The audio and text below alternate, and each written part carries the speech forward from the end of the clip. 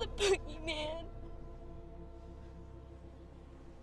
As a matter of fact, I do believe it was. Welcome back to Sledgehammer Horror, guys. I'm Ashley Sledge. And I'm Ken Sledge. And let's defend horror. Now, today we are joined by the amazing Mike Booch. Mike, how you doing today? I am feeling great. Thanks so much for having me on. Absolutely. It is an honor to have you. So this is your first time here on the channel, Mike. So before we get into why we're here, we would like for the people that don't know you to get to know you a little bit. Mike loves talking about entertainment and creating content. They're an actor, artist, and aspiring YouTuber who loves horror movies. You can find Mike on YouTube and TikTok as Plant-Based Booch, but you don't have to go searching because I have those links down in the description, as well as Mike's social media links. So after this, make sure that you are subscribing to their content. Make sure you're following them on social media so you could be a part of that world as well. Whether they're dancing around as Michael Myers or getting emotional over different movies and shows, Halloween holds a very special place for Mike as their favorite horror franchise. I love it. Much like someone else I know. So, just a little bit about you, because like I said, we haven't really gotten to have you on the channel yet to really show you off as one of our friends. But what got you started as wanting to be an actor and a YouTuber? I don't know. I've just always liked talking content. It's something that I've always connected with people over. You know, whether it was like my direct group of friends, or maybe like someone, you know, states over through like Xbox Live, and eventually it would be social media. You know, I've been like acting on and off. You know, my best friend is you know, he's like an indie you know, an indie film filmmaker. So like whenever he had stuff that he was doing growing up, who was acting in it? Me. So, you know, so I helped him, you know, in things going into high school. You know, when he was in college, go for film, I ended up acting there. And you know, out of nowhere, one day I was working in a job in human resources, and I saw some ad online that was like, come audition for this thing. And I ended up like signing up for a year of acting classes for a pretty reasonable price. And I asked my wife, I was like, you think this is a good idea? And she was like, go for it. So I did. And then, yeah. And then somewhere there, someone said, you're good for voiceover. Maybe you should try that. And I kind of like learned how to do that. And eventually I got into YouTube because like, I'm a fan first, you know, and it's one of my favorite things to just listen to, you know, and watch people talk about the stuff that I love. And, you know, that's how I found you guys and, you know, and all of your awesome content. And I was like, you know what, I have some stuff that I think I'd like to say. Let's see if anyone else wants to hear. So that's why I'm here. Yeah. And it's amazing to be able to come and, you know, join this community. And everybody in this community, for the most part, is so accepting and like, I want to create horror content, and we're like, okay, we want to watch your horror content. We want to, everybody has differing opinions, but yet they're so like understanding. Like, you know, me and you, we fight over what's better, Friday the 13th or Halloween. And, there's you no know, fight. I know there's I was going to say, that There's is not no a fight fight. at all. I've been watching these videos and I'm like, like Ken won't even consider it to be one. Like, you will not budge on Halloween. Right. Yeah. Well, I've already done this online, but I do want to do it again because Ashley is going to go into what movie we're defending here in a second. But as of recording, today I posted something on social media about A24 buying the rights to Halloween, and the sources that had given me that information were false. And I'm one of the people that are very anti-spreading misinformation. Yeah. So I came out very quickly and apologized. Miramax did win the rights. I talked to Brad from Bloody Disgusting, and he let me know that they did buy the television rights. They did buy the film rights, even though right now it's only being discussed as the television rights. So it's looking like Miramax is going to put out a TV show and new films in the Halloween franchise. So I apologized on social media already. I took the post down, but I wanted to take time now to once again reiterate that Ashley and I are very against spreading misinformation. I should have 100% confirmed with the higher up sources that I know before I just went and started talking about this. It doesn't matter who's first, it matters who's right. And I made a lapse of judgment. That's not our integrity. That's not our character. I would never want to spread misinformation, even if it's something as silly as what studio bought a franchise. To some people, that's silly. To us, that's very important. Whether I love the franchise or not, I want horror to succeed. And Halloween is a huge entity in the horror world, and it brings a lot of new people in. So I would love to see this succeed, whether it was at A24 or now that it is at Miramax. I want to see this succeed. I want some great content to come out of the Halloween world for once. And you know what? You have to get knocked out. It's about to just be you and I, Mike. It's gonna be knocked out. It is going down. I take one more chance to say I'm sorry. Yeah.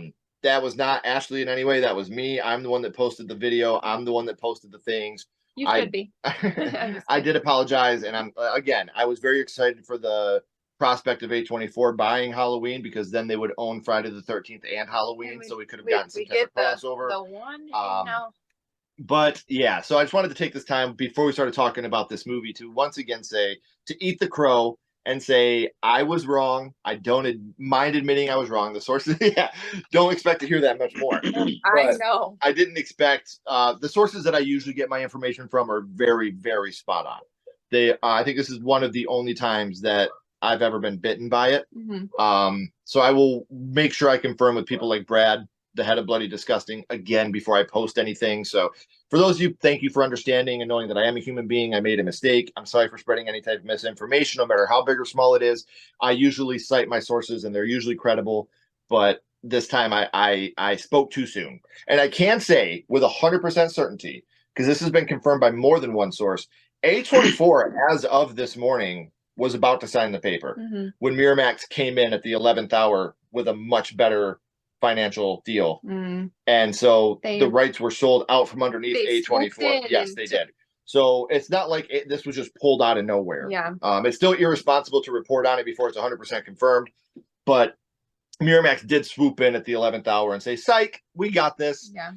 And they have the ability to do A24. If they would have gotten Halloween, would have had to have made a lot of money to justify this, much like Blumhouse with The Exorcist. Yeah. So again, I'm excited for new Halloween content. I know that's my wife's favorite. Mike, I know it's your favorite. So a lot of my friends, it's their favorite franchise. And as a horror lover, I want these movies to succeed. Yeah. I want them to blow me out of the water. I want the TV show to succeed and blow me out of the water. Bring in all the horror fans everywhere, please. Oh, yeah. So just wanted to get that out of the way and just say from the bottom of my heart, I'm sorry. Let's talk about this movie. Okay, Mike, do you want to tell everyone what movie we are defending today?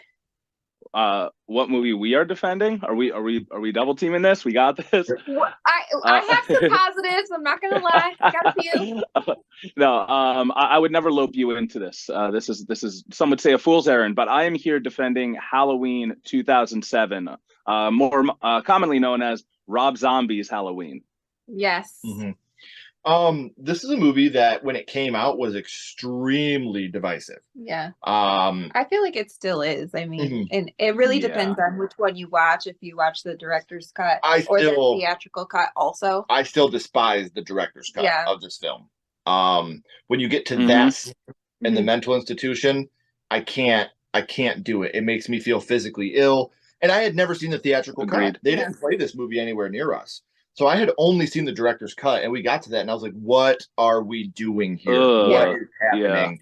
Yeah. But then we ended up watching the theatrical cut, and I can honestly say I enjoyed the theatrical cut. I had a lot of fun, but Rotten Tomatoes, this kind of surprised me here. Now, the tomato meter put this movie at 28%, which doesn't surprise us. Critics hate horror. Yeah. The audience score surprises me here. I expected a lot lower score, but we actually got a 59% approval rate. It's still failing. Still an F, but it's the closest to a D- you can get. Yeah, I mean, it's just got to turn in some of its assignments and right. You know, so maybe a little extra credit will get it up there. But I feel like this movie has gained more of a cult following in the year since it was released, and especially the people that watched the theatrical cut, went and watched the director's cut, and went back to the theatrical cut. Were like, wow, this movie is not as bad as I had thought it was. Yeah.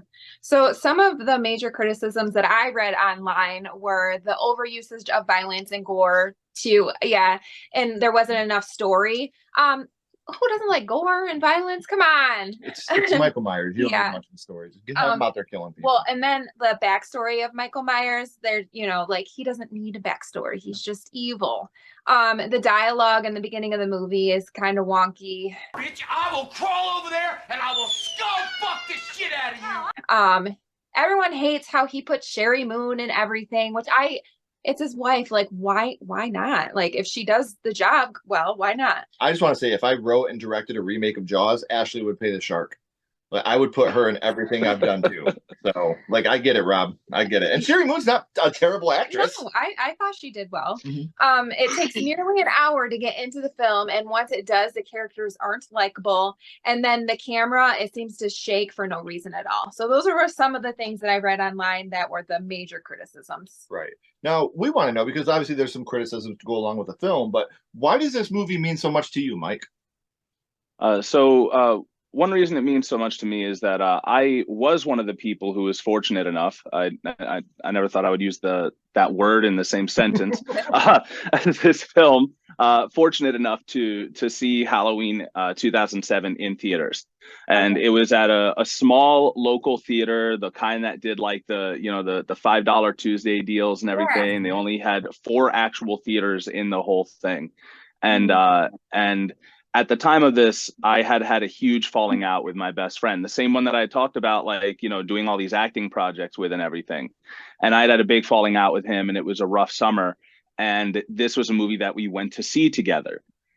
He did invite another friend, so it wasn't awkward. But it was like, I can't shut up. I was talking throughout the movie, and it was definitely an experience.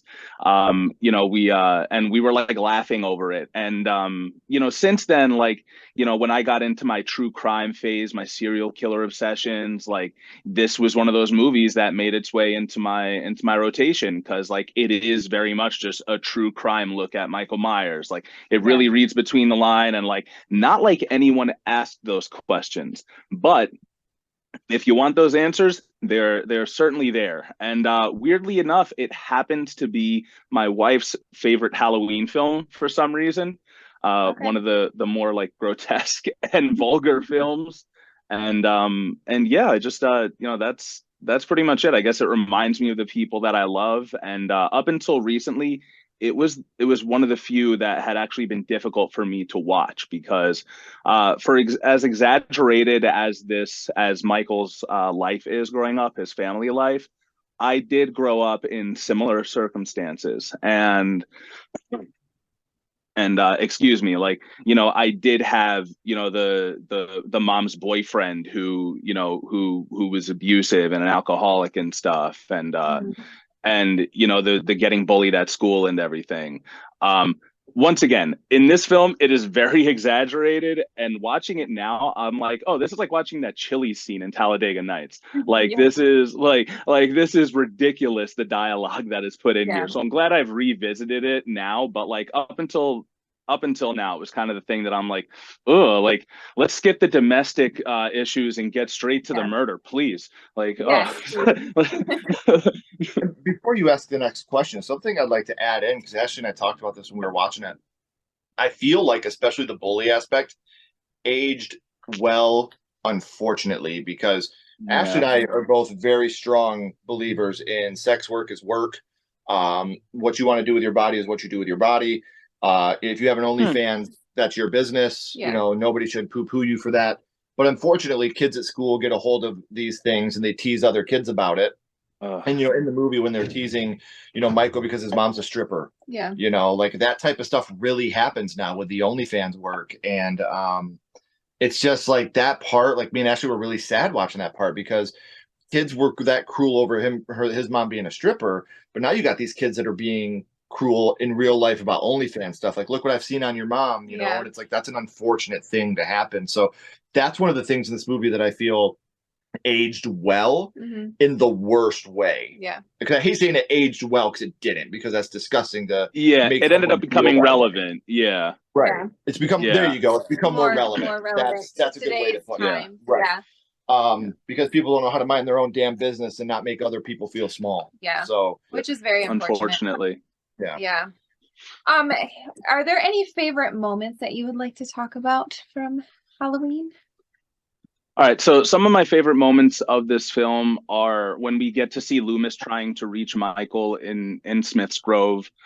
In the original Halloween, we get Donald Pleasance and his amazing monologue about those 15 years and what it was like trying to reach Michael. But like I said, if you've ever wondered what it was like, Well, now we have an answer to that. We have this version of Loomis failing spectacularly. Like now, like when I'm looking back at it, I'm like he really did his best, but you could be like Yeah. a little gentler with a child's mind and everything. And once again, he did his best. And even I heard when you were comparing both of these films that you talked about how 78 Loomis knew that he just had to get it done. There was no reasoning with this Michael. But Yeah. you have 2007 Loomis at the end. He's still trying to reason with Michael. He's like, this is my patient. I see this boy, and I don't want to have to do what I'm about to do. And now I finally feel guilty about making money off of his story. But some of my and one of my other favorite moments involve Lori and the interactions that she had with her friends and her family. I think that while they were like in the original, they were great interactions. Yeah. And, like Halloween is fantastic in my opinion. But Yeah. but here, like, we really get to see what I feel is like a more modern take on this dialogue. I mean, you get to see these girls just genuinely like, are they a little lewd? Yes, but also we see like that there is a genuine like love between them, and that the way Lori reacts when she sees that her friends have been hurt by Michael is just very heartbreaking. And and her relationship with Annie is just really sweet and it's fun, and I really like seeing that, and it really endears these characters to you. So when they get taken away, it hurts all the more. Yeah, for sure. Well, and you just talked about the characters being taken away. This film does not lack kills. No, brutal.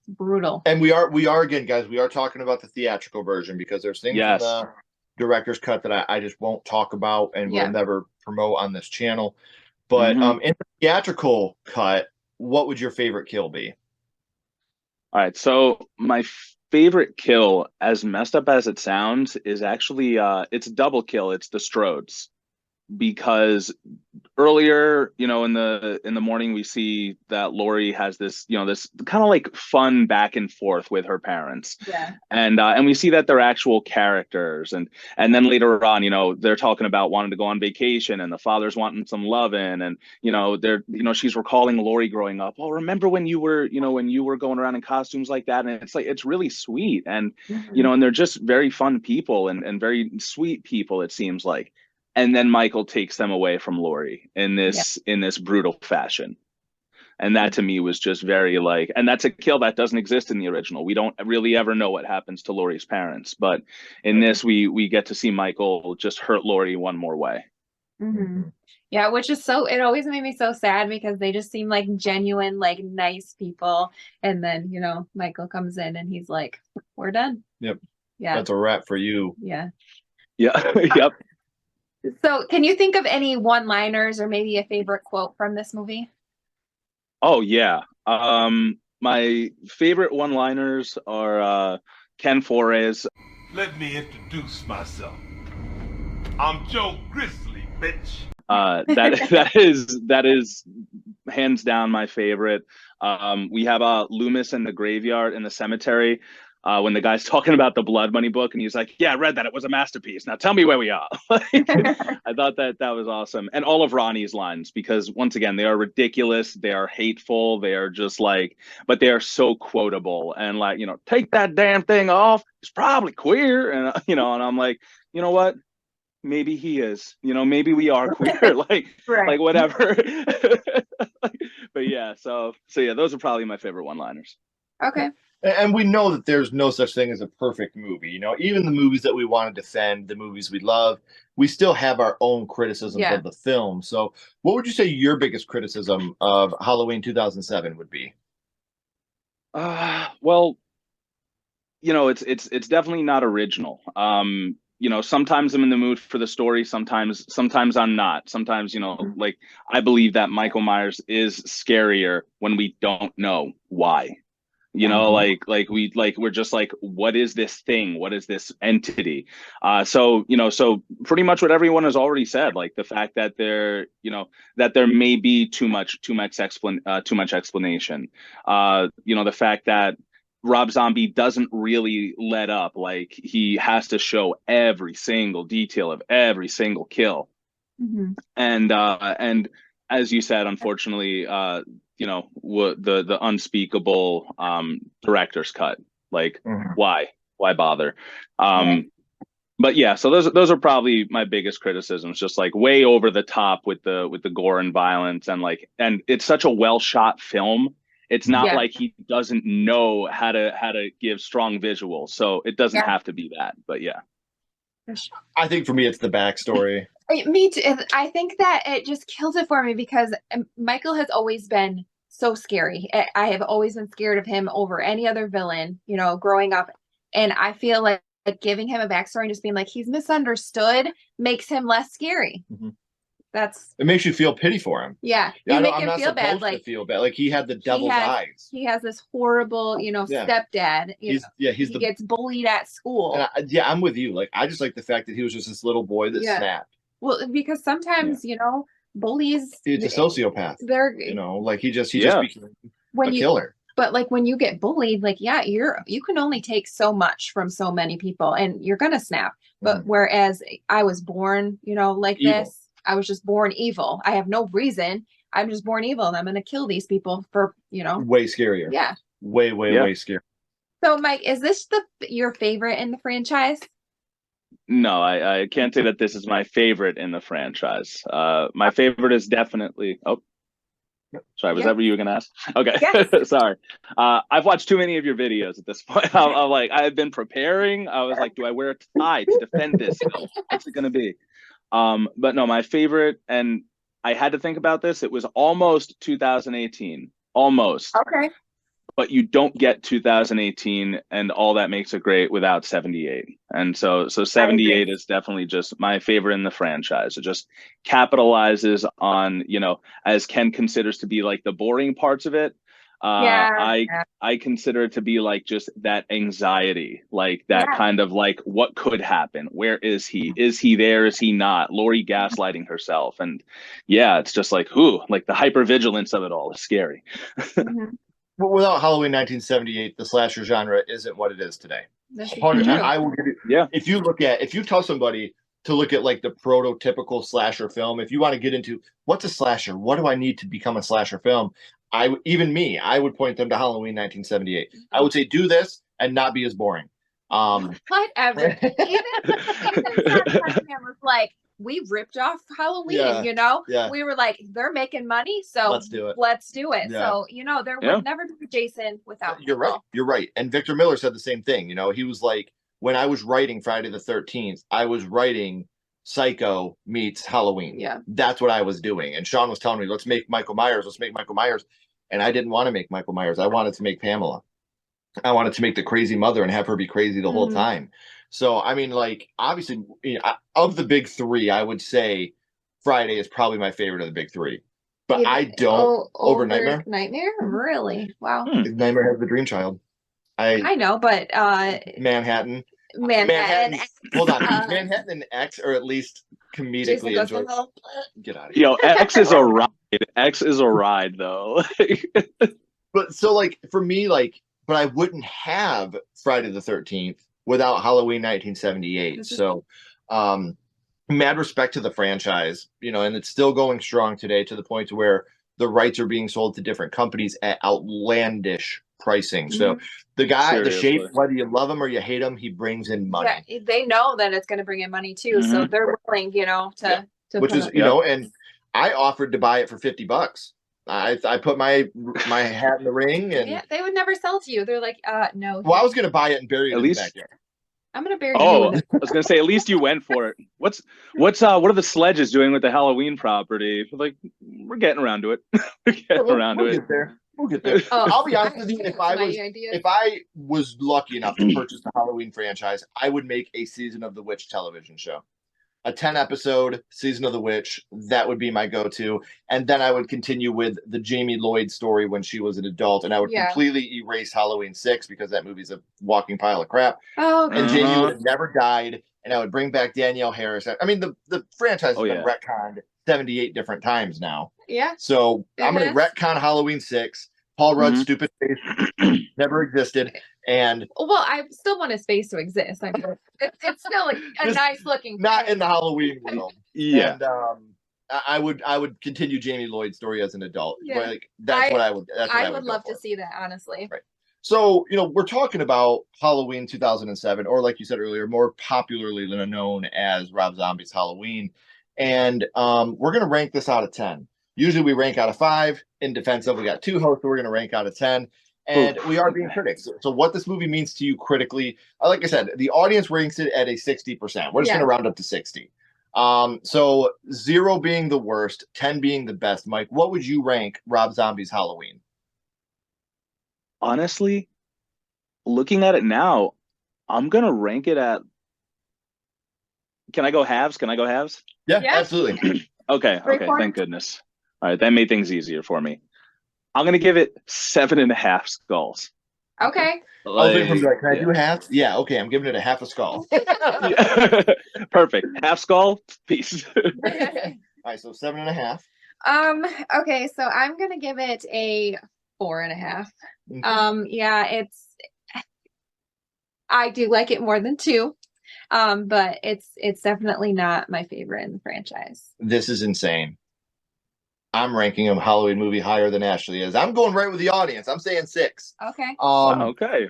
You take out the first act of this movie, and I think it's great. Like I said, now that I finally watched the theatrical cut, you take out that first act, and Tyler Mane is so awesome as Michael. He's big, he's brutal, and on top of all of that, he's a sweetheart. Yeah. He was so kind to us, and he's also the guy that got lit on fire in Joe Dirt for peeing in the oil rig.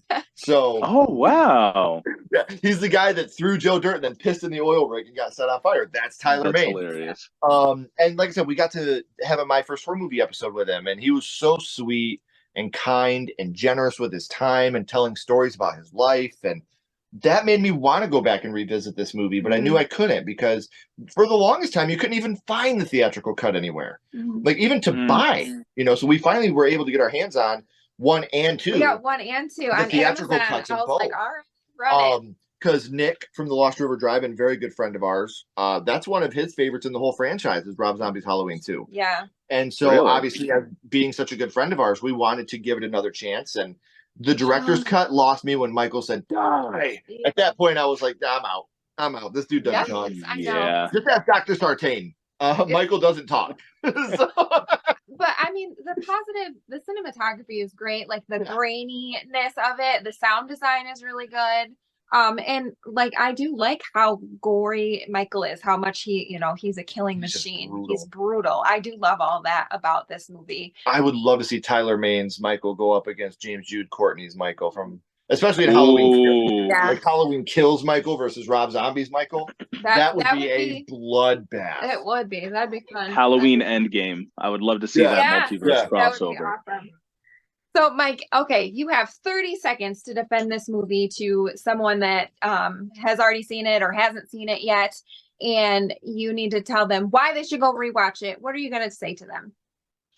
All right. Are you into horror? Because if you are, let me tell you about something. You got Ken Foray, you got Danielle Harris, you've got Brad Dourif, you've got Danny Trejo. Okay. You've got all of them. You've got Rob Zombie doing a true crime-esque take on an absolute classic. And not that you need these answers, but if you want them, if you want to read between the lines and have a story that tells you,